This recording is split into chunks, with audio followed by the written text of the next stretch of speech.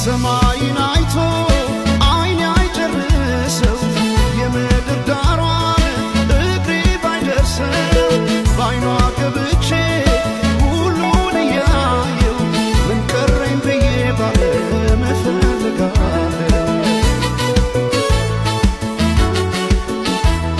በውበቷ ልቤ ተማርኮ ሌላ ማሰብ አቃተኝ እኮ ቀንም ማታም ስሟን ጠራለሁ የሷ ሆኜ በሷ እምላለሁ። አፌ ተቀኘ ገርሞት ውበቷ ዝጸዳል ውበት ወሰውነቷ